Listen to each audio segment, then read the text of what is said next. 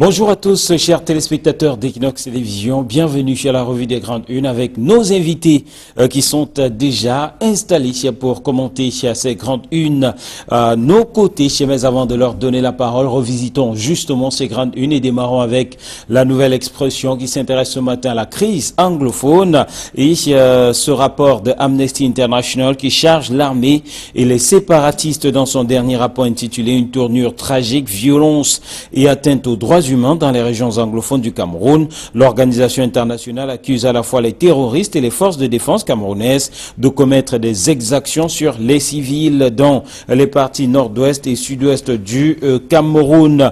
Parlant des indépendantistes, le rapport d'Amnesty International fait savoir que ceux-ci ont tout simplement tué une quarantaine d'éléments des forces de l'ordre. Le rapport fait aussi savoir que ces derniers ont très souvent terrorisé les populations, détruit et même tué certaines de ces populations, sans compter les édifices publics qui ont été très souvent la cible de ces indépendantistes qui auront aussi, selon ce rapport, attaqué les écoles et agressé les enseignants et les élèves. Un rapport qui indique donc que les enseignants et les élèves ont été pris pour cible par ces séparatistes afin de les pousser au boycott de l'école. Du côté de l'armée, Amnesty International estime que l'armée a brillé par des actes de torture, des homicides donc, des arrestations arbitraires, des actes de torture, des homicides illégaux, des destructions de bâtiments. Voilà donc ce que Amnesty International met dans son rapport pour ce qui est des récriminations contre l'armée dans le cadre de cette crise anglophone. Amnesty International qui termine donc par des conseils pour une sortie de crise, notamment l'instauration d'un véritable dialogue inclusif. Le journal La Nouvelle Expression qui nous parle aussi ce matin du défilé du 20 mai et surtout de la réponse du Social Democratic Front à Jean-Claude Tsila, le préfet du département du Fundish, dans une lettre bien rugueuse. Le parti de la Balance qui accuse l'autorité administrative de censure à l'endroit de l'opposition lui rappelle que c'est bien lui qui avait troublé à l'ordre public et qui doit assumer la responsabilité de tout cela. C'est un article contenu à la page 2 dans cette correspondance musclée et signé du responsable, du président du SDF pour le centre, Emmanuel Tonga. Ces derniers font savoir relativement donc à l'acte immoral qui consiste à le feuillage des militants du Social Democratic Front devant le président de la République, Paul Biya, au boulevard du 20 mai.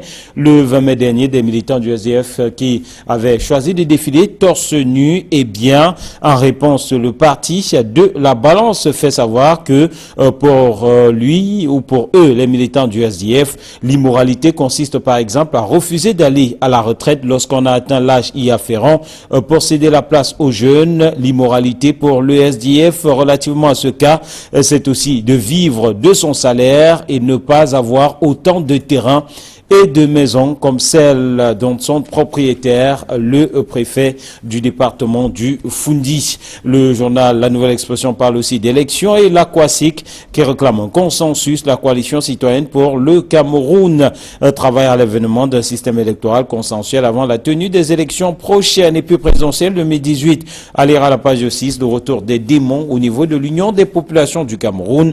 La présidente du comité directeur et le secrétaire général sont en désaccord sur la participation du parti à la prochaine présidentielle.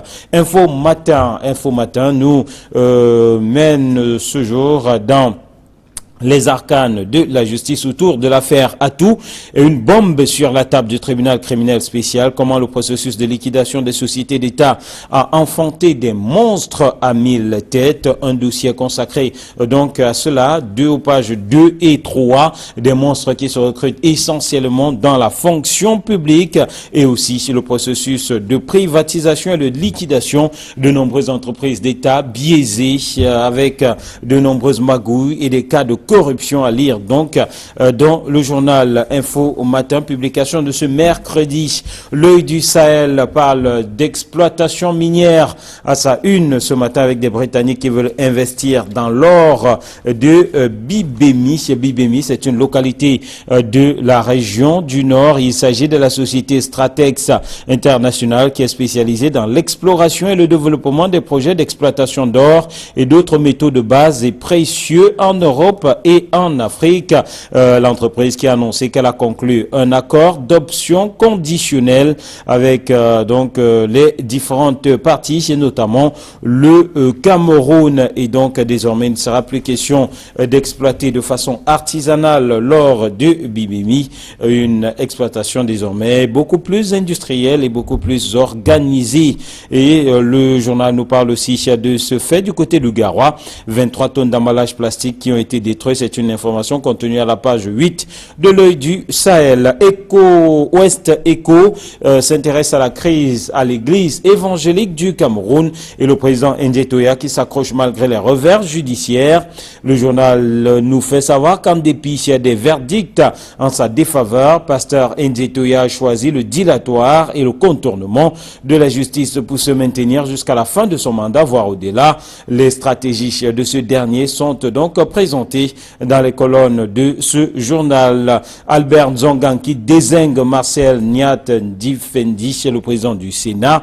Albert Zongan qui, à travers une tribune présente dans l'État, il est l'actune de ce dernier du côté du département d'Undé, son département d'origine. Le Popoli s'intéresse aux coupures électriques.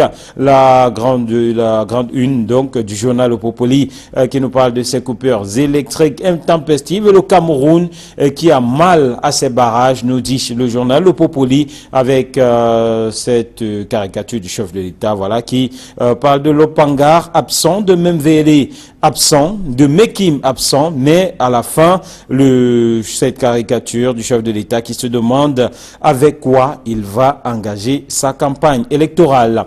Le Messager s'intéresse à l'équilibre régional à grande une, le grand mensonge camerounais, c'est ce que dit le Messager donc, qui fait savoir qu'au prétexte de promouvoir l'équilibre dans l'accès aux fonctions publiques, l'État camerounais développe depuis de nombreuses années une politique clientéliste et népotiste mettant donc en danger tout mérite, s'appuyant sur une répartition province par province. Le socio-démographe et chercheur Ali Forte, Narcisse Mbongo, décrypte pour le Messager ce matin donc ce système qui mérite d'être radicalement reformé, nous dit le Messager qui présente donc les limites de l'équilibre régional. Le repère qui titre sur le financement de la campagne de Paul Biya. Pourquoi le centre s'agite? C'est une interrogation. Toutes les régions invitent le chef de l'État à se présenter, à se représenter.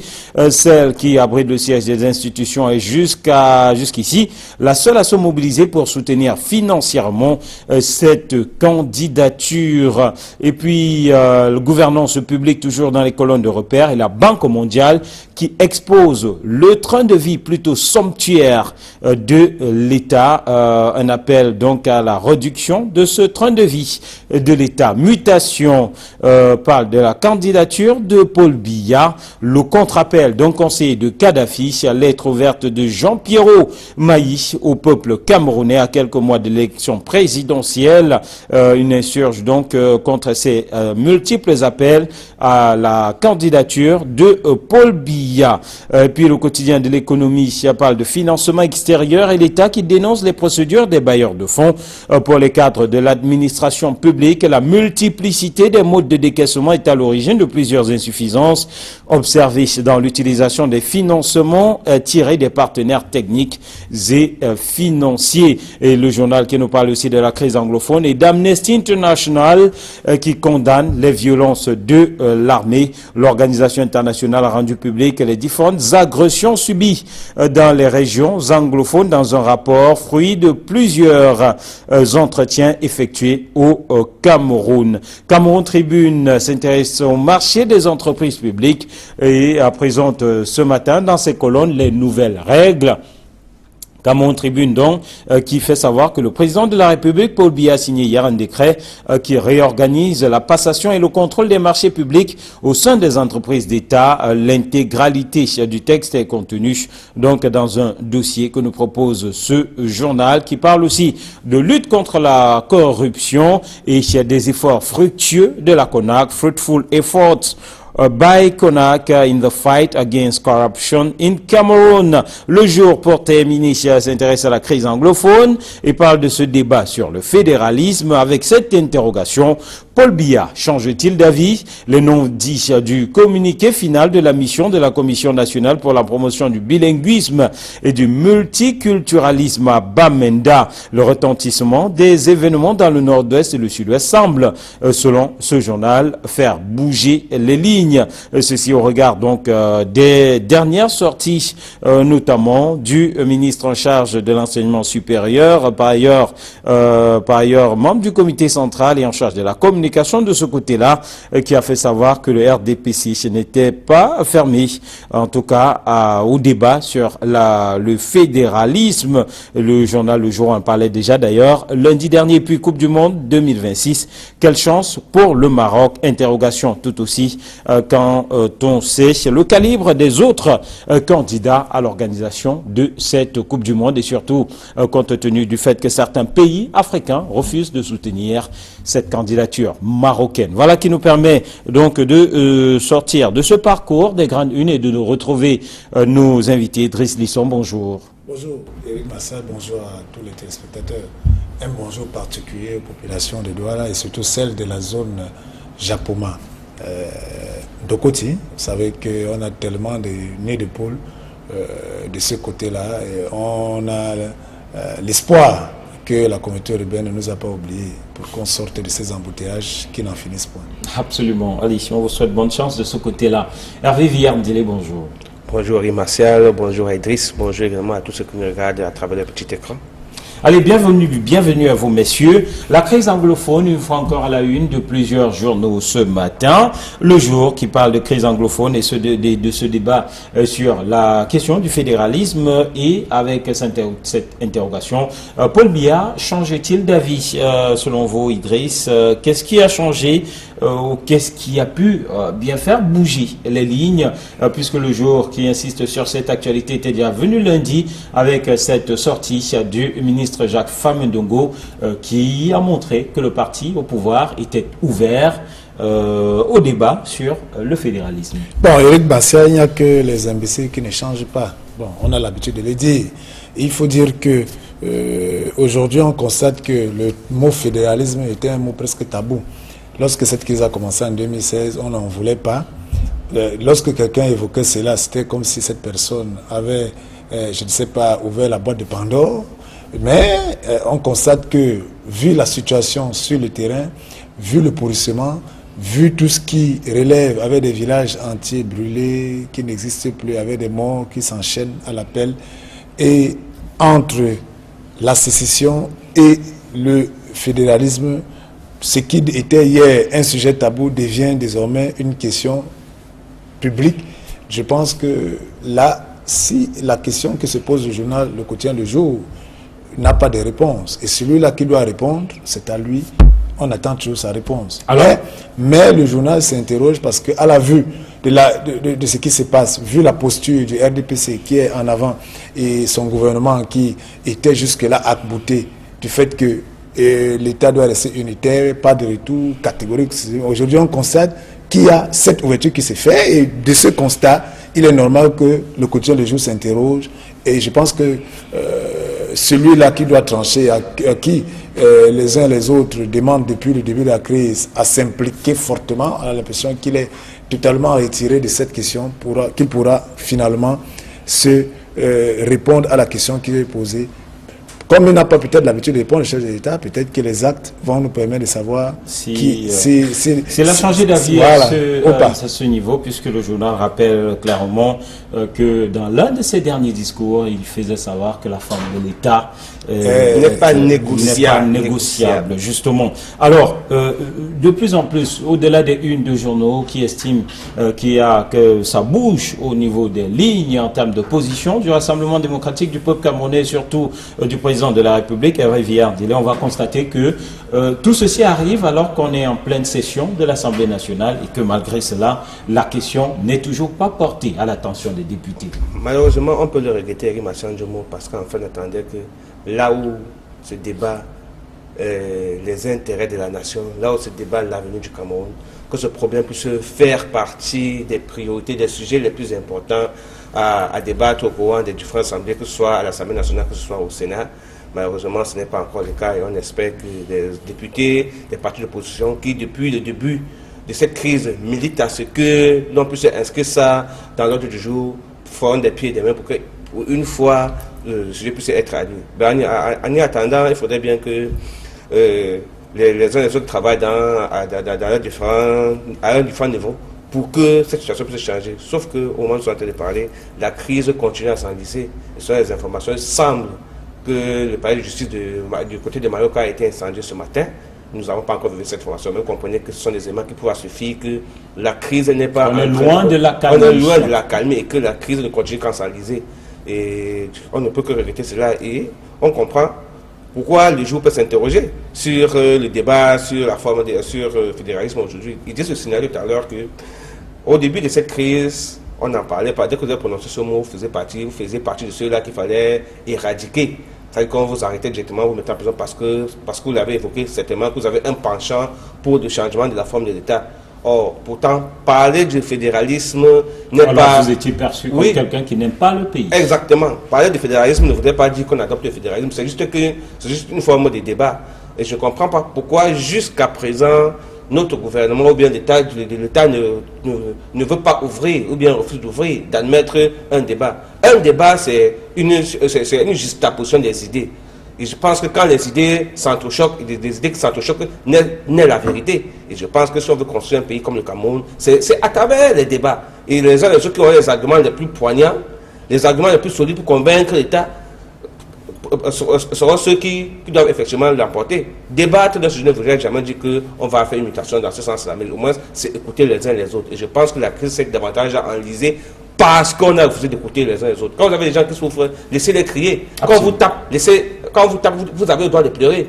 Mais si on vous empêche en vous tapant de pleurer, mais je pense que là, c'est là où on va tout gâter. Voilà. Donc c'est à ce niveau-là qu'il faudrait justement que le débat, un débat inclusif, puisse être organisé dans ce sens-là, pour que, lors de cette crise, surtout que nous avons des grandes échéances qui nous attendent, à côté des élections municipales, législatives qu'on attend, il y a quand même les présidentielles. Et pour que le chef d'État qui sera voté puisse bénéficier de l'assentiment de tous les Camerounais, il faudrait qu'il y ait accalmie et que dans ces zones-là puisse avoir élection. Auquel cas, on dirait que l'élection a été partielle, parce qu'il y a une partie du Cameroun qui n'aura pas voté, qui n'aura pas voté. Président. Alors, justement, restant sur la crise anglophone, au niveau de la nouvelle expression, comme plusieurs autres journaux, on revient sur ce rapport d'Amnesty International, un rapport publié le 12 juin dernier, c'est un rapport qui charge l'armée, mais aussi qui charge les séparatistes, et donc un rapport plutôt équilibré, parce que jusque-là, on va constater, Idriss Lissom, que le gouvernement ou les gouvernants se plaignaient de ce que la plupart des rapports d'Amnesty International ou de ces organisations non gouvernementales internationales avaient tendance plutôt à relever, à mettre en avant les exactions de l'armée. Oui, Eric Massia, le rapport est assez documenté. Lorsqu'on le lit, on constate que au-delà de ce que la presse relève tous les jours, la presse qui suit cette crise avec tout ce qui se passe, au-delà des réseaux sociaux, avec toute la manipulation qui avait des fakes et des images montées par-ci par-là, Amnesty International est descendu sur le terrain. En lisant ce rapport, on constate qu'il est assez documenté pour démontrer que les séparatistes commettent des exactions, tuent des hommes en tenue, même aussi des populations civiles, créent la terreur dans les écoles, menacent des enseignants et tout ça. Et dans ce rapport, on constate aussi que l'armée arrête des innocents, bastonne des innocents, contribue aussi à détruire les biens et immeubles des populations et qui a aussi beaucoup de civils qui sont tués, qui sont un peu, comment on peut dire, des dégâts collatéraux, les victimes collatérales avec tout ce que cela comporte. Donc, ce rapport présente la situation qui n'est qu'une conséquence de l'enlisement. Tout à l'heure, vous avez vu, on parlait du débat. Voilà, une histoire qui a commencé par une grève et qui se termine aujourd'hui avec presque... Elle n'est pas terminée. En fait, non, qui se poursuit aujourd'hui, on ne sait pas voilà, comment elle se terminera demain, qui se poursuit avec un enlisement incroyable, avec des populations, des milliers de réfugiés internes comme externes. Donc, c'est pour dire tout simplement que moi, je suis très, très surpris, à la limite même scandalisé, Éric Martial, parce que lorsque la presse ressort un peu, aujourd'hui, on lit dans tous les journaux ces rapports d'amnistie. Entre-temps, nous avons des députés qui sont les élus du peuple, ceux-là que nous avons élus, qui sont à l'Assemblée nationale, ils représentent quel peuple? J'attendrai de voir, tout au moins, en fait, même les 180 députés, s'élever et dire, mais attention, il faut que ça cesse. Que ce soit les exactions des séparatistes, que ce soit les exactions de l'armée. Et pour que ça cesse, il faut que on mette, comment on dit, la balle au centre et que tout cela s'arrête, tout au moins. C'est de ça qu'il est question. Et je ne vois aucun député, en fait, en dehors de ceux de l'opposition, qui s'agitent et qui sont visibles, mais les autres, même ceux qui sont du RDPC, qui sont aux du Sud-Ouest, ils font, ça veut dire qu'ils sont tranquilles dans leur coin, et ils attendent qu'on puisse encore les voter. Moi, je suis quand même surpris et je me dis, ces gens-là, peut-être que c'est quel type de politique ils font. Mais si on respecte la discipline du parti. Quand on respecte la discipline du parti, le parti viendra vous faire élire dans quel moment où le peuple que vous abandonnez, non-assistance à population en danger. Voilà les députés qui sont là. Et aujourd'hui, on dit un député n'est pas seulement le député de sa circonscription, de toute la nation. Mais les autres, même du RDP, c'est d'ailleurs. Moi, j'ai vu des lecteurs de journaux à sanctionner même ces députés qui ne peuvent pas, qui laissent le pays aller en vrille et ils sont tranquilles, assis, ils prennent leur perdième à l'Assemblée et c'est la cour douce. Non, sanctionnons les députés de la nation du RDPC qui bloquent tous les seuls, qui laissent un peuple pourri en danger et ils ne font absolument rien.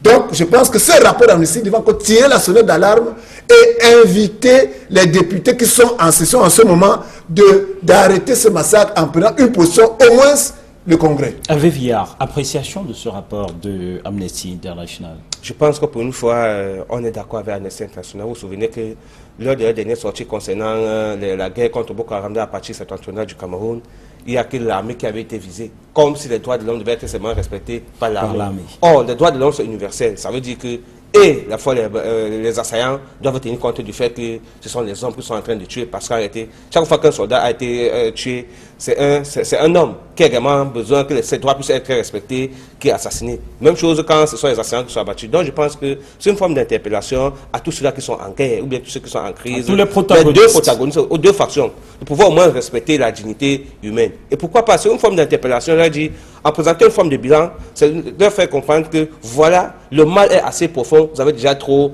assassiné, vous avez déjà trop détruit, vous avez déjà pourri la vie d'une nation. Peut-être il est temps que vous arrêtez, parce que peut-être vous commettez vos différentes exactions sans toutefois mesurer la portée. Voilà une forme de bilan. Et Amnesty qui sort, en tout cas, qui comme à chaque fois fait une esquisse de piste de sortie et reste sur la logique du dialogue comme l'une des principales solutions. Nous l'avons toujours dit sur ce plateau et nous le redisons toujours.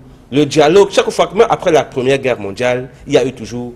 les gens sont assis au Conseil des Nations, ils sont assis, ils ont la SDN pour pouvoir mettre fin à la guerre. À la fin de la Deuxième Guerre mondiale, on a mis sur pied les Nations Unies pour pouvoir empêcher que de telles crises ne puissent encore se reproduire. Et je pense même que s'il y a eu négociation et dialogue, que ce soit avec les pertes, c'était également avec ceux qui ont perdu la guerre et les vainqueurs de la guerre. Donc au Cameroun également, je pense qu'on ne peut pas passer outre cette mesure-là. Le dialogue est indiscutable et c'est la voie de sortie de cette crise. Dans le temps que le gouvernement et les leaders de ce côté-là puissent s'asseoir et dire les nôtres ont suffisamment péri dans cette crise. Vraiment, mettons fin et entendons-nous au moins sur un certain nombre de choses. Mettons fin à cette guerre. Donc pour vous, messieurs, c'est un rapport difficilement discutable.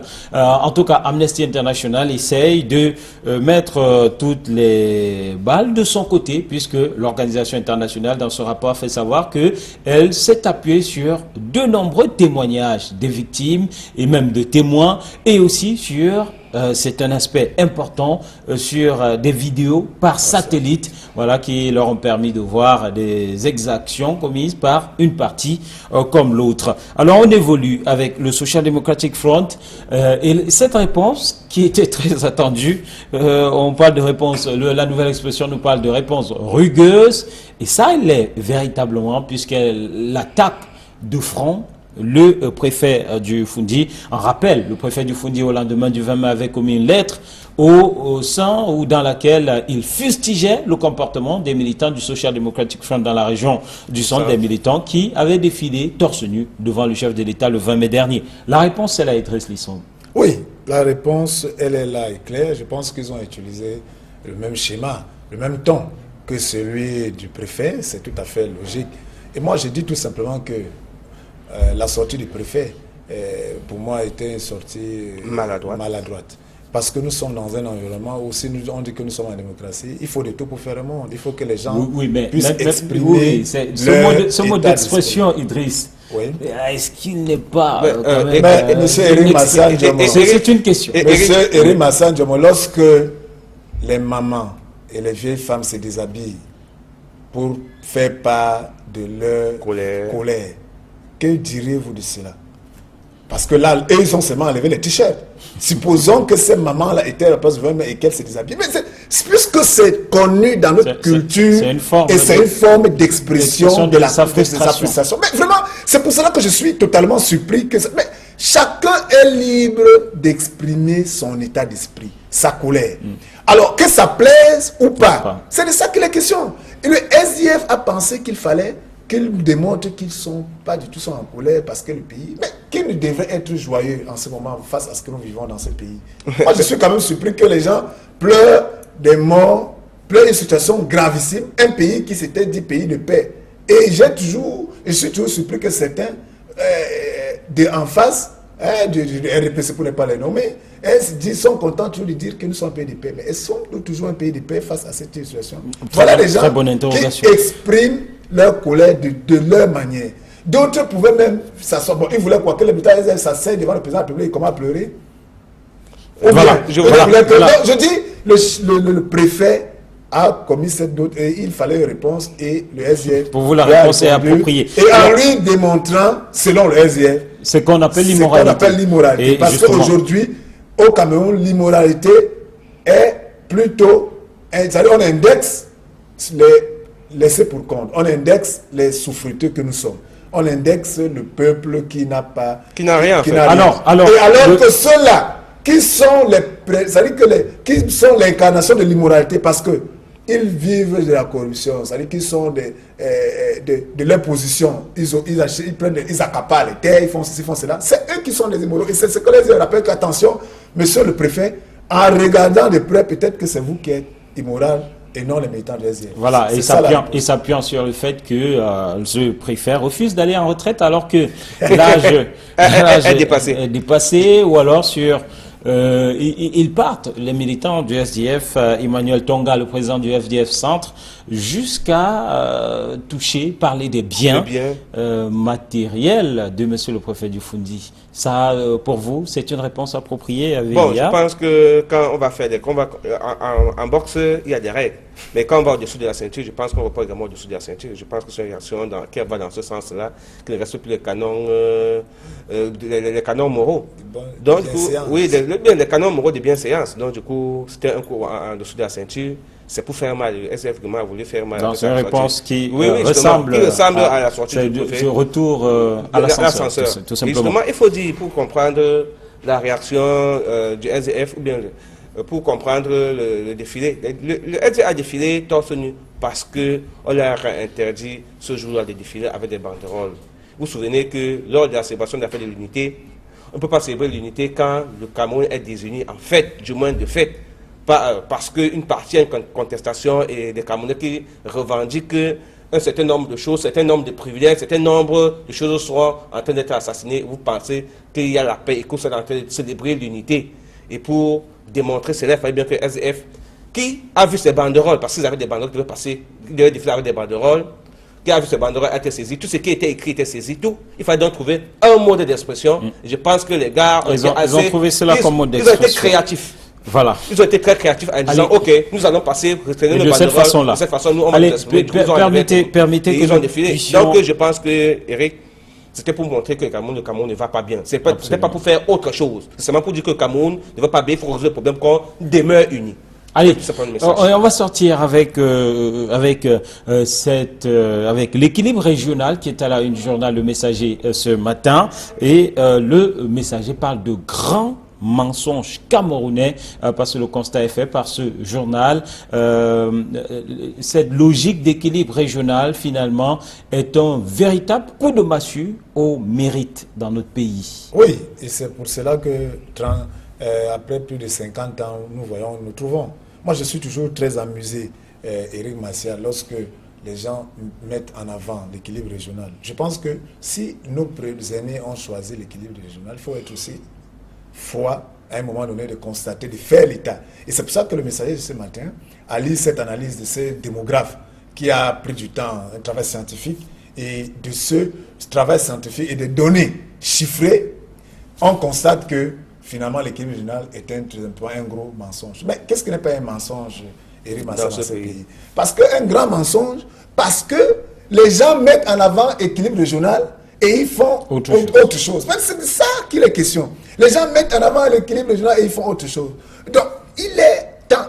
Est-ce que c'est pour tout cela? Est-ce que le moment n'est pas venu pour que nous nous mettions tous ensemble pour questionner ce qui avait été arrêté? Donc, alors, je pense, pour terminer, que l'équilibre régional, aujourd'hui au Cameroun, n'a plus la place. Il faut qu'on revienne à la méritocratie. Parce que l'équilibre régional nous a amenés dans la pauvreté et 55 ans plus tard, nous sommes toujours au niveau où nous sommes. Alors, Véviard, le journal parle à travers ce scientifique de refondation totale et de disparition même de cette notion d'équilibre régional. Bien sûr, il faudrait que ça disparaisse déjà que même à la base, c'était faussé.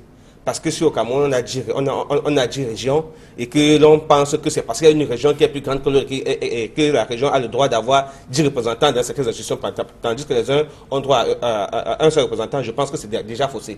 On a 10 régions, on contribue de manière, chacun à son niveau, à ce que le pays puisse être là où il est aujourd'hui. Sauf que plus le temps passe, on se rend compte que ce sont des éléments qui sont passés scientifiques pour permettre au Cameroun d'être développé. Donc, du coup, je pense que pour construire un pays qui est concurrentiel, qui doit titiller les autres du monde entier, c'est sur la base du mérite.